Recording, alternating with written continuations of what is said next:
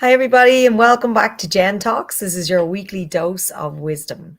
So, this week I'm going to look at mindset and particularly our ability to create a positive mindset.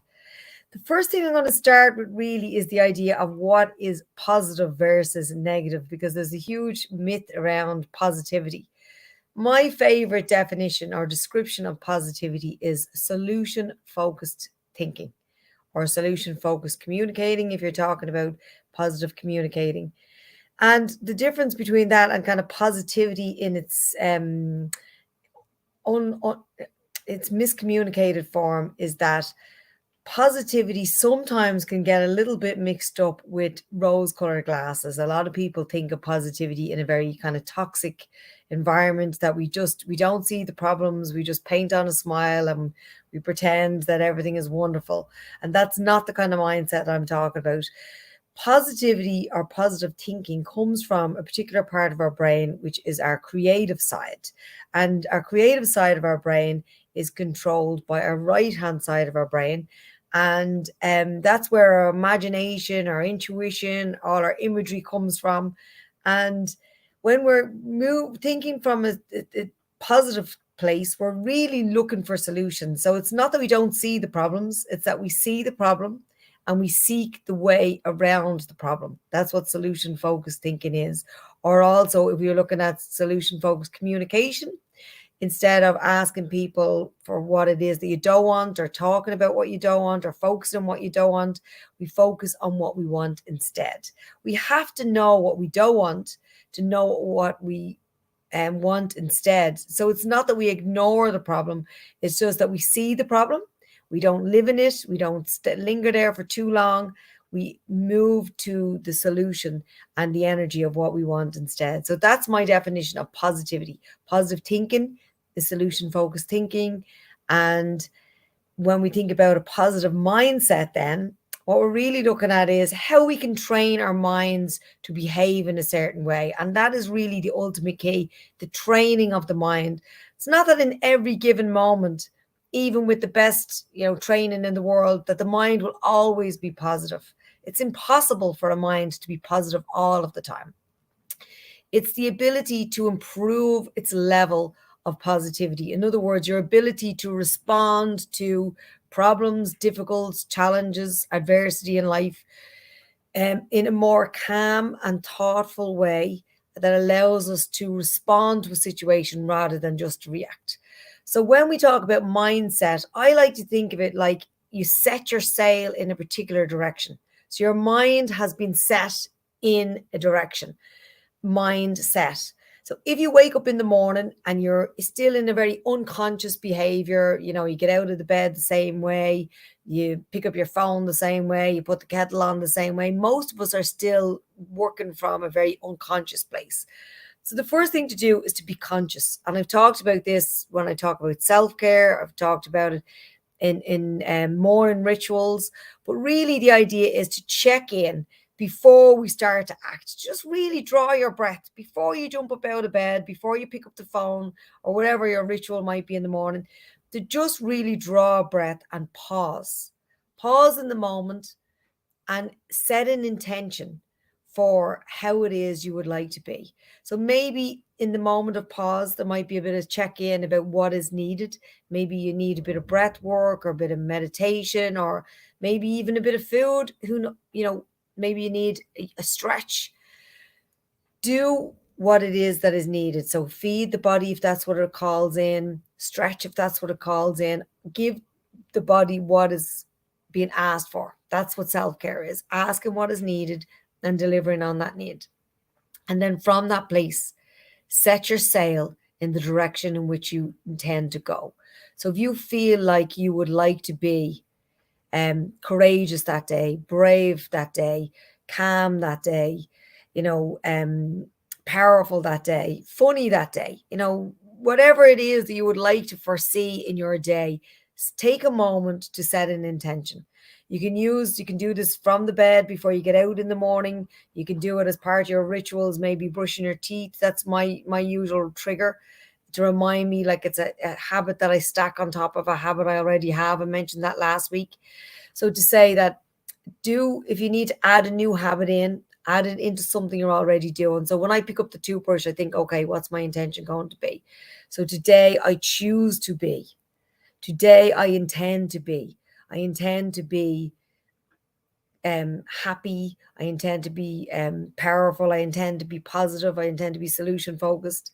And that's one stage of it, a conscious thought on purpose, thinking about how you'd like to be, setting your sail in the direction on which you intend to head. But the next part, which makes it even more powerful, if you can take a moment or two to close your eyes, if you have the luxury to do so, and if not, to just visualize even with your eyes open and run yourself through the day as if you can imagine the day turning out exactly as it is, with the feeling that you wish to feel. So for me today, my intention was to be happy. I just wanted to be happy today. And I say that like I just wanted to be happy. But what I mean was, it's a simple enough word, but of course we know it's more complex than that. So I was intending from the moment I woke up today that I choose to be happy.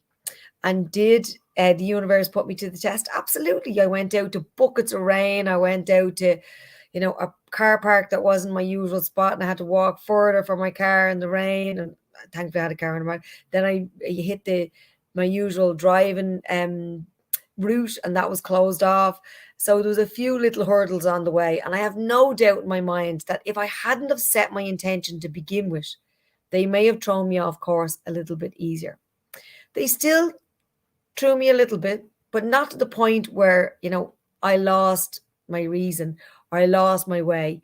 When I went to go off course slightly, the reminder that I'd set the intention really brought me back. So the power of taking the moment in the morning to pause. For me this morning, it was breath work. So I did a little bit of breath work to just ground me, because I carried a little bit of anxiety. Don't know whether it's the energy of the weather or what it is, but I was definitely feeling a little bit upside down this morning. So that brought me back and grounded me. Then I set my intention, and my intention was, I intend to be happy today, or I choose to be happy today.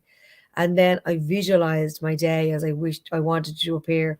I visualized myself arriving to work in happy form, arriving to the job safely, doing the work that I do with love and joy in my heart, finishing up. I mapped out my day. Even sitting here right now, I visualized how well that would go for me.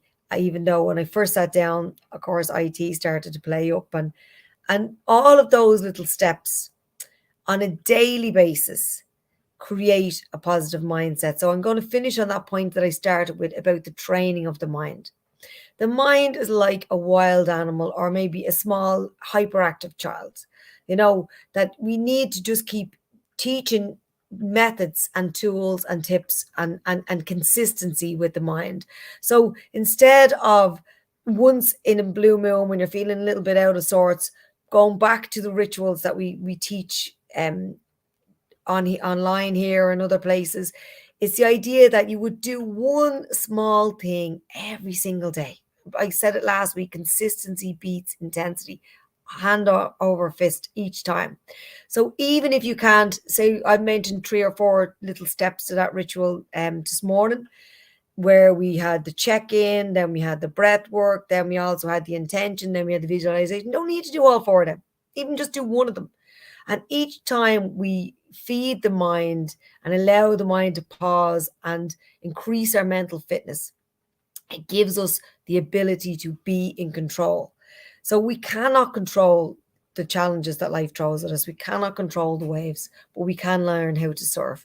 That's, if you look at it from the point of view of, like, life is always going to have adversity. You only have to look at the weather that we have. 1 minute's spring, next minute's winter. We've nearly 4 seasons in one day sometimes here in Ireland. Wherever you are in the world, we always have adversity. But the stronger we can be in ourselves, the more resilient we can be to those challenges.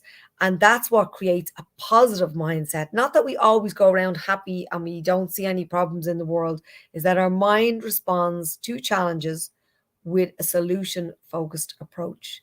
So I hope that tip and talk was really useful for you today. I'd love to hear your comments.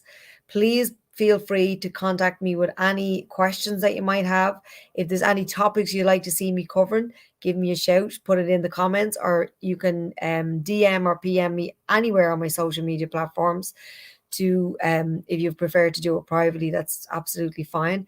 And I'm going to say thank you for, again, your support and your interaction, and I look forward to seeing you all back here next week for another episode of Jen Talks.